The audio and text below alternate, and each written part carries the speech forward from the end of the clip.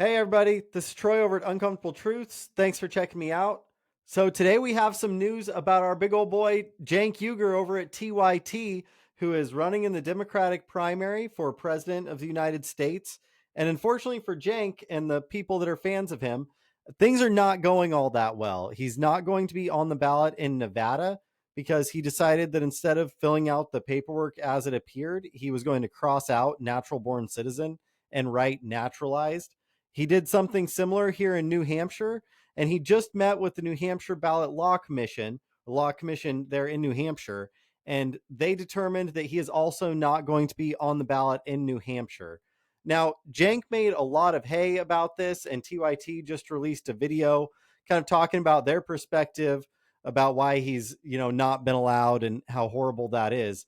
Well, I will say that the Secretary of State did not deny his admission on the Democratic primary ballot because he refused to lie on his paperwork, as their video implies. They refused his eligibility because he isn't eligible to run for president. He wasn't born in the United States. Now, he might not like the fact that he isn't allowed to run for president, but that doesn't change the fact that he doesn't actually get to override the meaning of the Constitution and have states change all of their election laws 5 minutes before he's supposed to be on the ballot. So he did bring up during his closing statements that he's doing this not for himself. It's never for himself. It's always for the good of everybody else.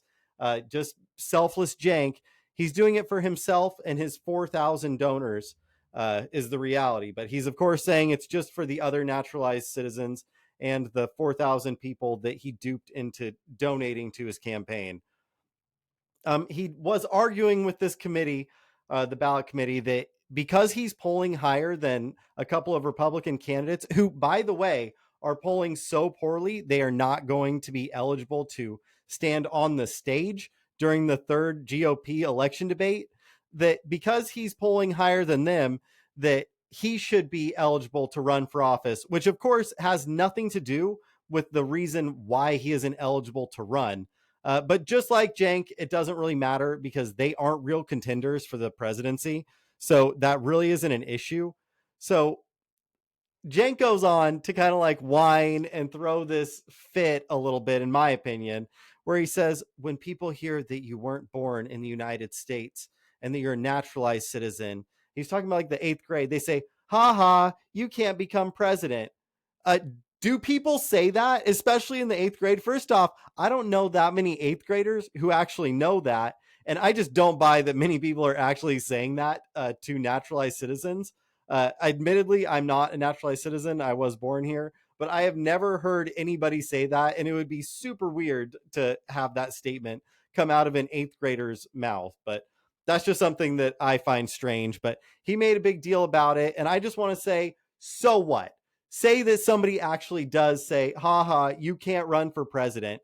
You are pushing 60 and you sound like a big crybaby. The only thing you can't do and the only office you can't run for is either somewhere where you're not a resident and they have that requirement, or for president of the United States.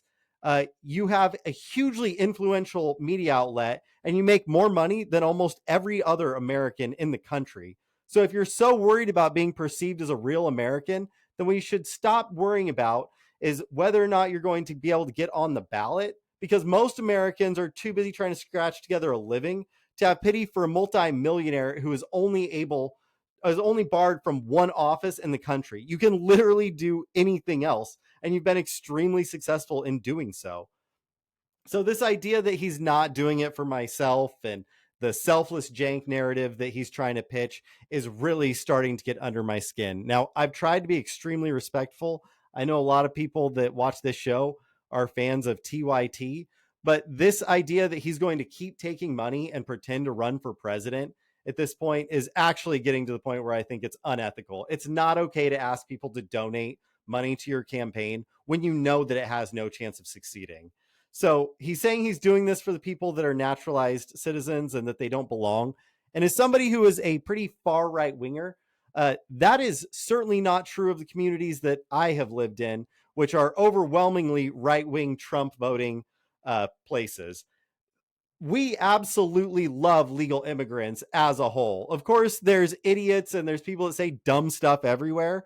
But the people that come here and actually go through the burdensome process of becoming a citizen in the United States, they literally are all about the American dream. They love the country the way that patriots that live in these communities that I've lived in love the country. They are among our favorite types of citizens. So when you go around saying that this is something that I'm not an American, you're really not. What he's insinuating is that these people that are concerned about illegal immigration are somehow, attacking him because he's a naturalized citizen. People know the difference, and nobody is attacking naturalized citizens. We're thrilled that they're here. We're happy to have them here. That's literally why we allowed them to become citizens. It's not that hard to understand. So the other issue that we have with this, and it was just like a 6-minute clip, and we could literally spend all day talking about the absurd claims that he made. But the people that he's talking to can't change the law. What they are on there doing is interpreting the law and applying it to the case that he's brought before them. They would be breaking the law by letting Cenk on the ballot. So when Cenk goes and says, "Oh, I'm just not able to lie. I have to go with my integrity," well, they have to follow the law. And so when it comes to the end of the video and they start saying they unanimously voted against him, yeah, because it's really clear that what you want them to do is against the law. They can't do it. If you wanted to actually change state election laws to get on the 2024 ballot, then you needed to start changing the laws prior to the deadline of having the paperwork turned in. Piss poor planning leads to piss poor results.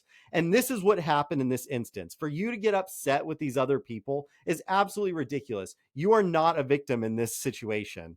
So when he goes and says, "Well, today you have the opportunity to say, look, Cenk, today you are a real American citizen."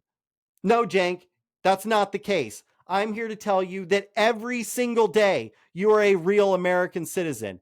You are a highly successful, politically engaged founder and CEO of a media outlet, and you're one of the most influential citizens in our country. So stop whining about it. You're not a victim, and this country has not mistreated you, and they're not mistreating you now because you have to follow the laws that are in place. You don't just get a hair up your butt and decide you're going to be president and then expect all of the states to allow you on the ballot when it's against the law. That's something that's extremely bad faith. And when you go around saying these things, it's pretty clear that you should know better. Maybe your followers don't, but this is something that you absolutely should know better. And I think that it's mostly a grift. So you've conveniently decided that you're going to run for president after your book came out, and then now you're running up against the ballot deadlines. That's on nobody except you. Again, piss poor planning leads to piss poor results, Cenk. So if these arguments were in good faith, I don't think you would have waited until the last minute to try to get on the ballot. Your campaign is a joke, and you seem to be doing this because you feel the political winds are changing. They're not blowing in your direction anymore, and you're just trying to see where you can get your next paycheck. That's why Anna is conveniently all of a sudden moving to the right, and why you're pretending to run for president. It's a joke, and I really wish that you would just stop doing that and asking everybody for money. So, hey, everybody, go ahead and hit like and subscribe if you like what I had to say. I appreciate you taking the time to check me out, and don't send your money to the Young Turks. What they're doing is a complete joke, and you deserve way better news than that, and somebody that's not just going to try to take you for all you're worth. Anyway, everybody, this is Troy over at Uncomfortable Truths. Thanks for checking me out. I hope you have a great rest of your day.